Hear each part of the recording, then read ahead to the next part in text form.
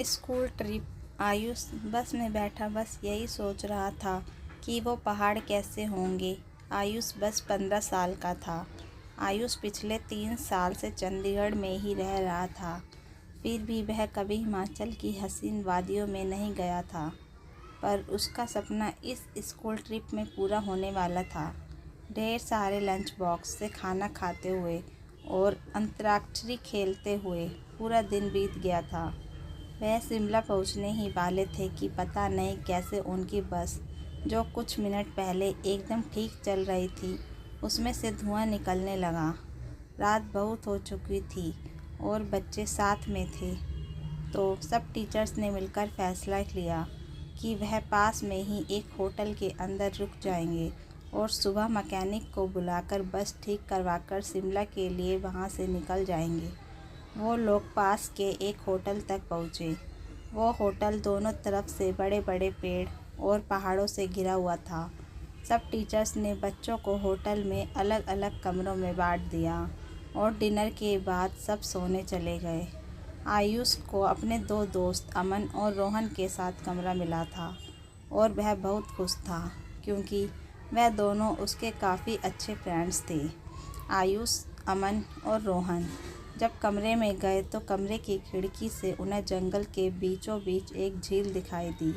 उन सभी को याद था कि कैसे पिछली स्कूल ट्रिप पर रात में 2 बच्चे ऐसे ही झील पर निकले थे और वह स्कूल के सबसे पॉपुलर बच्चे बन गए।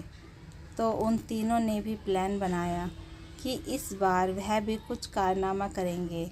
उन्होंने सोचा कि वह होटल से चुपके से निकल जाएंगे और उस झील पर जाकर फ़ोटो खींचकर वापस आ जाएंगे। जैसे ही होटल का गार्ड सो गया, वह तीनों निकल गए। झील दिखने में तो होटल से ज़्यादा दूर नहीं लग रही थी, पर वह तीनों करीब आधा घंटा झील की तरफ चले जा रहे थे और जंगल का रास्ता था कि ख़त्म ही नहीं हो रहा था। ठंड बहुत ज़्यादा बढ़ चुकी थी और सुनसान जंगल में उन तीनों की ठंड के मारे हालत ख़राब हो रही थी। उन्होंने अपना फ़ोन चेक किया तो उसमें सिग्नल नहीं था। अब उन्हें लगा कि उन्हें झील का प्लान कैंसिल करके वापस होटल चले जाना चाहिए। अपने फ़ोन की फ्लैश लाइट के सहारे वह वापस होटल का रास्ता ढूंढने लगे। रास्ता ढूंढते ढूंढते अमन और आयुब, जो रोहन से थोड़ा आगे चल रहे थे, अब पीछे मुड़े तो उन्होंने देखा कि रोहन वहाँ था ही नहीं। तभी उन्हें अपने पास से किसी के भागने की आवाज़ आई। वह बहुत घबरा गई, क्योंकि वह रोहन को अकेला नहीं छोड़ सकते थे। तो उन्होंने कुछ कदमों की आवाज़ का पीछा किया। वीरान और घने जंगल के बीच वह उन कदमों की आवाज़ों का पीछा करते गए, जो कुछ मिनटों बाद बंद हो गई। रोहन उनको अभी तक नहीं दिखा था, पर अमन और आयुष अब बहुत ज़्यादा डरने लगे थे। लेकिन तभी उन्हें ऐसी आवाज़ आई कि मानो कोई ज़मीन खोद रहा था। वह धीरे धीरे उस आवाज़ के पास गए और झाड़ियों के पीछे से उन्होंने देखा कि कोई और नहीं बल्कि रोहन ही जंगल में एक गड्ढा खोद रहा था। उन्होंने डर के मारे रोहन को पुकारा। रोहन उनकी तरफ मुड़ा और उन्हें गुस्सों से भरी आंखों से देखने लगा। उसकी आंखें एकदम काली पड़ चुकी थी, जैसे किसी ने उसके अंदर से आंखें ही निकाल ली हो। अमन रोहन के पास गया और उसने रोहन के कंधे पर हाथ रखकर उससे पूछा कि उसे क्या हुआ है। लेकिन रोहन के कंधे पर हाथ रखते ही रोहन अमन के ऊपर चिल्ला उठा। रोहन ने उसे एक बहुत तेज़ धक्का दिया। अमन काफ़ी दूर जाकर गिरा। रोहन के अंदर कोई अजीब सी शक्ति आ चुकी थी। आयुष भागा भागा अमन के पास गया। रोहन अब आयुष की तरफ आगे बढ़ने लगा, पर जैसे ही वह आयुष के पास आया, रोहन को अजीब से दौरे पड़ने लगे और वह बेहोश हो गया।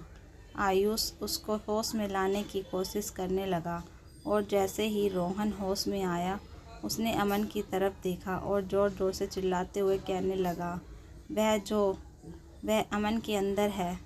तभी आयुष ने देखा तो अमन सर झुकाए नीचे बैठा था। उसने अचानक से अपना सिर उठाया और उसकी आंखें भी बिल्कुल काली पड़ी थी। इससे पहले आयुष और रोहन कुछ कर पाते, अमन, जो कुछ देर तक चोटिल था, वह उठकर जंगल के अंदर भागने लगा। रोहन और आयुष ने उसका पीछा किया। फ़ोन की फ्लैशलाइट में देखा कि अमन एक खंडर की तरफ भाग रहा था। करीब जाकर उन्हें दिखा कि वह खंडर दरअसल में एक बहुत पुराना घर था, जिसे देखकर ऐसा लग रहा था कि वहाँ सालों से किसी इंसान ने कदम भी नहीं रखा था। दोनों बहुत ही डरे हुए थे और उनकी आगे जाने की हिम्मत नहीं हो रही थी, पर अमन को बचाने के लिए आयुष और रोहन उस खंडर में घुस गए। ऊपर के फ्लोर से उन्हें एक आवाज़ आ रही थी।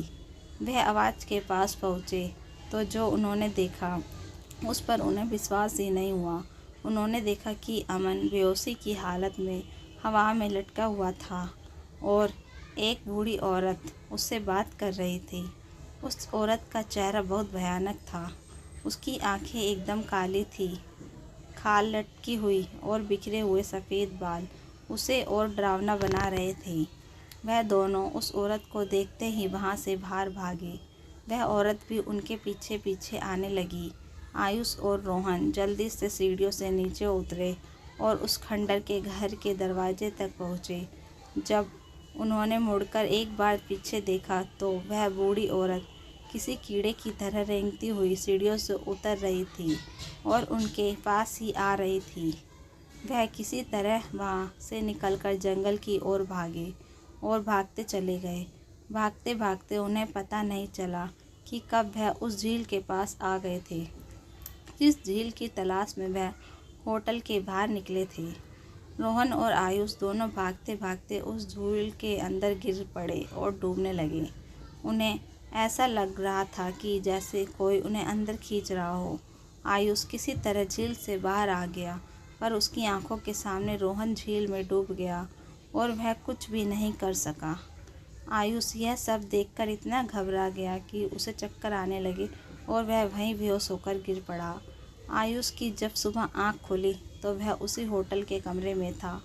वह भागकर बाहर गया तो बाहर पुलिस की बहुत सी टीम थी और ज़मीन पर सफ़ेद चादर में लिपटी हुई रोहन और अमन की लाश पड़ी थी। पुलिस ने तो इसे मर्डर केस घोषित कर दिया था, पर आसपास के रहने वालों ने बताया कि कई साल पहले उस जंगल में एक बूढ़ी औरत रहती थी। वहाँ उसका एक घर था। सभी से अलग औरत चैन से रहती थी, पर एक रोज़ उसके घर को कब्जाने के लिए पास के गांव के कुछ लोगों ने उसके साथ बदसलूकी की और उसे मारकर उस झील में फेंक दिया। तब से कोई भी इंसान रात में जंगल की ओर या उस झील के पास नहीं जाता। कहते हैं कि उस बूढ़ी औरत की आत्मा अभी भी वहाँ अपने बदले के लिए भटकती है। काश यह बात इन तीनों दोस्तों को पता होती तो शायद आज आयुष के साथ साथ रोहन और अमन भी जिंदा होते। दोस्तों, ये कहानी आपको पसंद आई हो तो वीडियो को लाइक करें एंड हमारे चैनल को सब्सक्राइब कर लें। Thank you.